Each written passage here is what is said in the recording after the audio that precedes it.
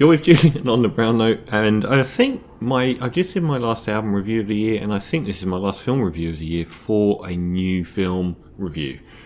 I think the next thing up, film-wise, will be my films, best and worst films of the year, because I do all this through the radio, so that will be probably next week I do that, and then it will just be best of lists, usually films, albums and tracks. So normally that's done at this stage, but not. The year's most understood film. I hate it when people say you don't get a film. Like the amount of films, like Tenet, like, oh, you just didn't get it. I did, it was crap. So that's exactly what I'm saying here. Bear in mind throughout this review, there was a film that came out a couple of years ago called Music, about an autistic girl by the singer Sia, which didn't get very good reviews. Some of the worst reviews of any film in history. I gave that a 6 out of 10 because it was so unusual and continually had me enthralled. Not always in good ways, but kind of like this. So this has got trash. So David O. Russell has an incredible drop-off critically with this film. So Three Kings back in the 90s became ahead of the curve Gulf War film. Predated the second Gulf War, focused on members of the American military stealing stuff. The Fighter I thought was a great film as well, and then he really hit his stride with Silver Linings Playbook, won loads of Oscars, American Hustle.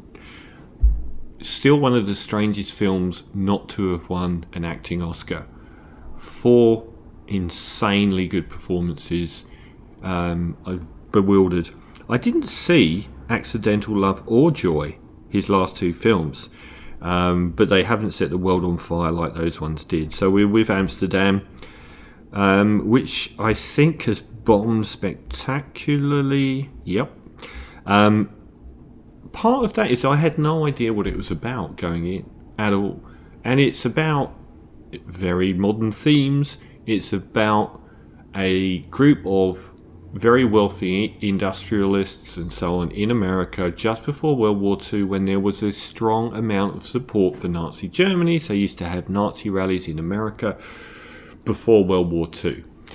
So there were people that were very much on Hitler's side, and this was a group that wanted to use a very esteemed general to become a figurehead to overthrow the government, an unelected government that was aligned with Italy and Germany. I had no idea going in. Maybe they thought those things were too heady, but it didn't come across in anything I saw. What we get is mainly John David Washington, who is obviously Denzel's son, Margot Robbie and Christian Bale. They form an alliance at the start of the film that permeates the whole film.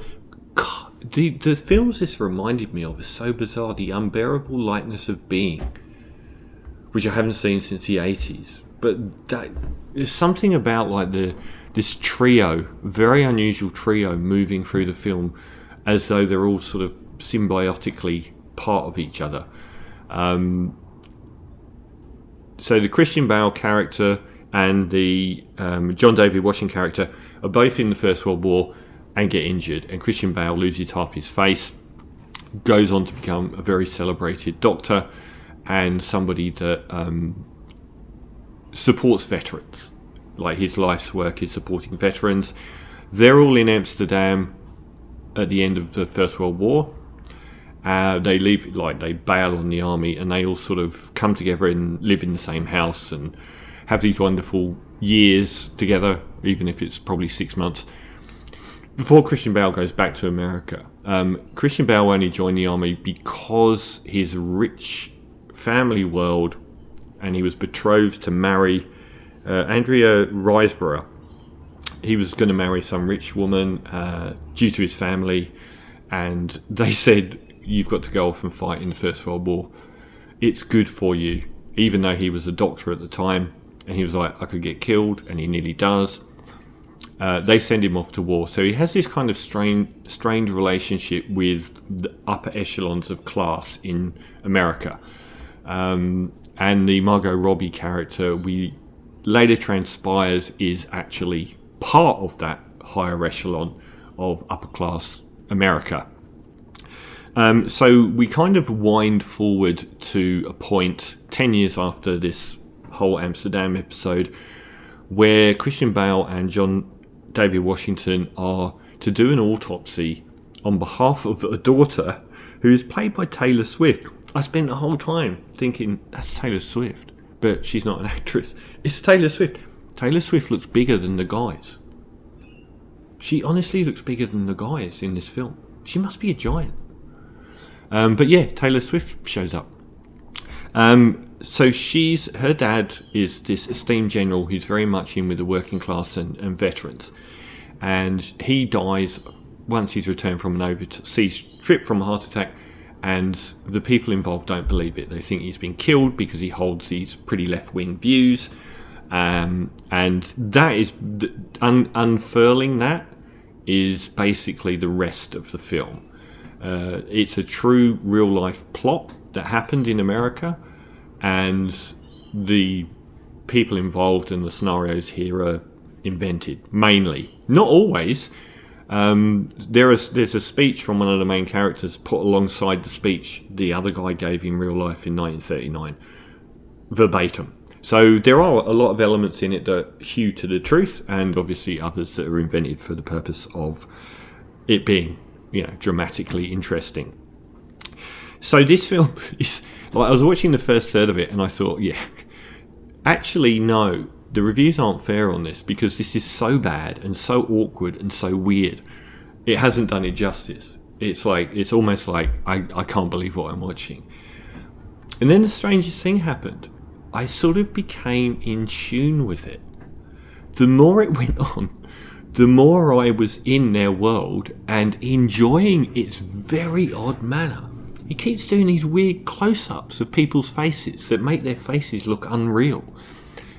The entire speaking scenes between people has this uncanny valley element to it that nothing seems real. It doesn't seem like a film has been shot like this before or made like this before.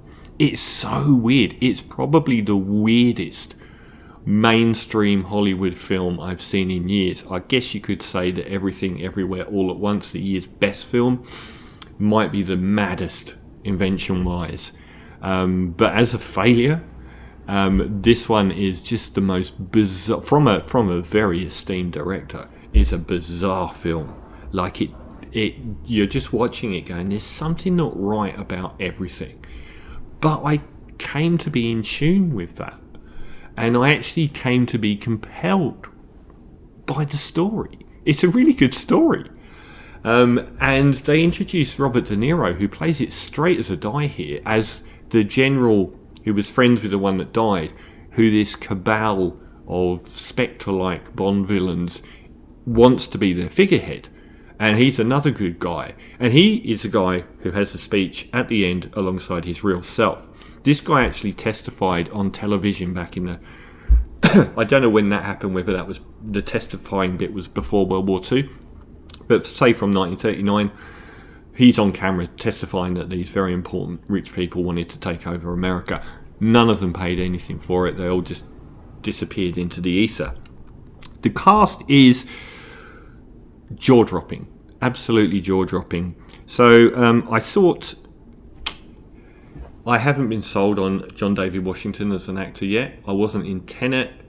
I think every time I see him, he's a bit too bland. I thought that in Black Klansman, Adam Driver, I thought ran rings around him as an actor. Tenet wasn't great anyway, so that was my worst film of the year a couple of years ago. I haven't understood why he's been a lead actor, because virtually everyone else is great. Margot Robbie here and Anya Taylor-Joy, is she hitting her stride or what? She's everywhere at the moment. They're the two in the film that I could really imagine if it was a 1940s screwball comedy, you know, not a crap one, the one with the like Philadelphia Story level of people in it. They both would slot in perfectly. They're both wonderful. In fact, even though Margot Robbie is absolutely fantastic, I think Anya Taylor-Joy, who plays a much bitchier character as well, is even better. They're both superb. Chris Rock is perfectly good.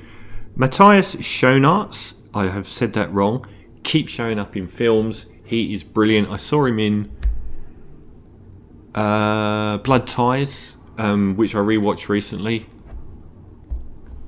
not saying you should. And also in The Drop, I think he was playing like a scary guy. He's so scary. He's an toxically abusive male in both those films, and he really does make you feel it. But here he's actually a really good cop, very interesting guy. Mike Myers as well turns up, and I didn't even know who Timothy Olyphant was. Zoe Saldana was actually in that other film I mentioned. She keeps turning up. Rami Malek turns up again. He's so weird the way they frame his face. He's always permanently. It's like a bit of an LSD trip. Actually, it's like a lot of an LSD trip. He's permanently in the screen, and his eyes are like this, and he's like making these pronouncements. So there's some amazing people in here, and most of them are very good. I definitely want to highlight Margot Robbie and Anya Taylor-Joy, though. I thought they were fantastic. And Christian Bale is just always a great actor. He doesn't feel like he's... no, I'd say he creates the most full-blooded, wide-ranging character. He's a really interesting, good guy. So I mean, the cinematographer here has been nominated for 8 Oscars, winning 3 in a row. Emmanuel Lubezki. How could you say such a short word so wrong? So he won for Birdman, Gravity, and The Revenant in a row. First person ever to do so. So he's got absolutely top-notch standing. It's fast-paced. I found the story compelling. I found its otherworldly ambience to be completely baffling at first. And I'm not saying that it hasn't fallen over in many areas to get there, but I found it fascinating. I found the whole world fascinating. A lot of people have said that, it's dry, it's staid, it's surface level, but I wasn't really getting that. I would have thought this is one of the kookiest mainstream films I've ever seen. I'm not surprised it bombed. This is like an art house project, and I kind of loved it. So if you did get any enjoyment out of Sia's film music, this might be more in your ballpark, and I think that it is a future cult film, and that it hasn't got the respect that it deserves, understandably, because it is so bafflingly odd. But I don't think it's been appreciated for a number of really good elements either. So I'm going to give it an 8 out of 10 for Amsterdam in my last new movie of the year.